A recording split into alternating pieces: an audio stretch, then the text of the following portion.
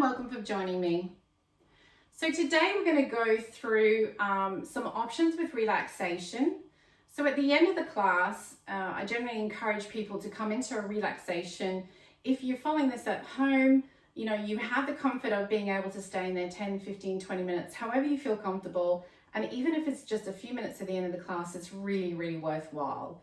If you're in a studio, sometimes there's a little bit less time at the end. So what you think about is, making sure that you are warm. So if you come in with layers, make sure you can take the layers off as you get hot and put the layers back on. Also, if you have socks or a jumper or even a fluffy blanket or something, just to cover yourself with. So when we come into relaxation, you can have the option of sitting upright. Some people prefer just to sit upright, but I generally find the class is fairly physical, and at the end of the class, you just want to completely let the body go. So when we come down onto the mat, so for lower backs, to support that lower back and engage it into the mat, you can step the feet hip width apart. You can step the feet wider than the mat and drop the knees in.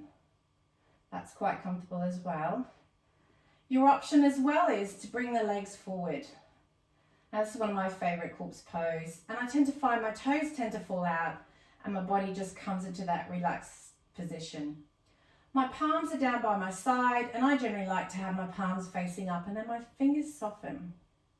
And sometimes you may want to have to wiggle just until you feel that everything's engaged in the mat and that you're in that nice, relaxed, neutral space.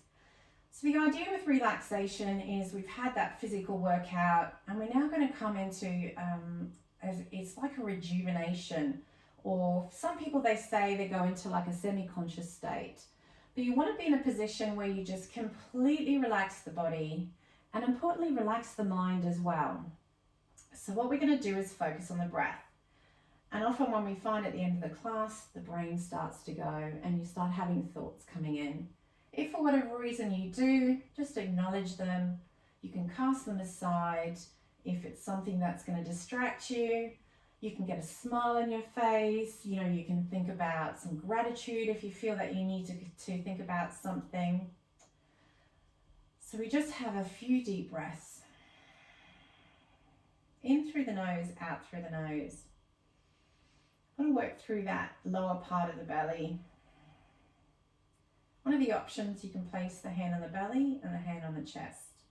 And sometimes that helps you gauge whether you're chest breathing, which is short and shallow, or whether you're belly breathing, which is a much deeper and often found a more relaxing breath. So you're working on breathing in, you expand the belly,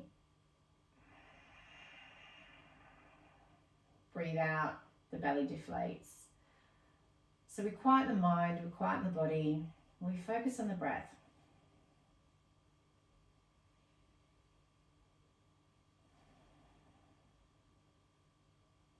What you should find is after a period of breaths, you just feel the body start to relax.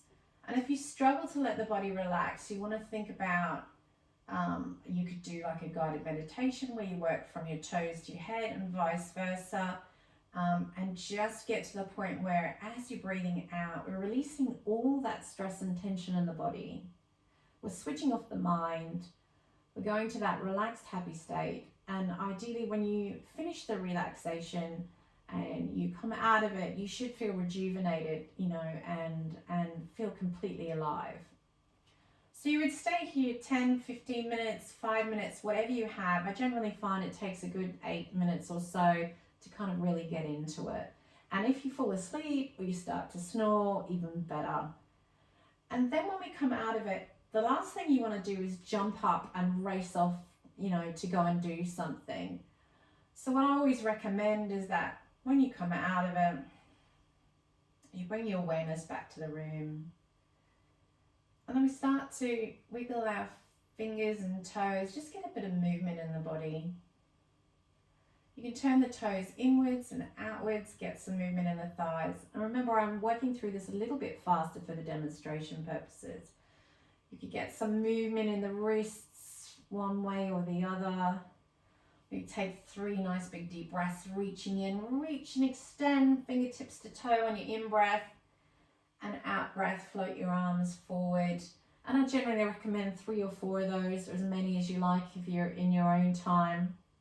And then when we're ready, you know, you can do some stretches. Knee to chest is quite a good one. Hug the knees, rock side to side. And that's also a couple of good options to do before you come into relaxation. I generally tend to do quite a few stretches before we come in. So at the end of your relaxation, you've done some breaths, you've done some stretches, you've done a little bit of movement in the body. And we roll over to the right side and just pause there for a breath or two, because what we don't want to do is just race up suddenly after being in that lying down position.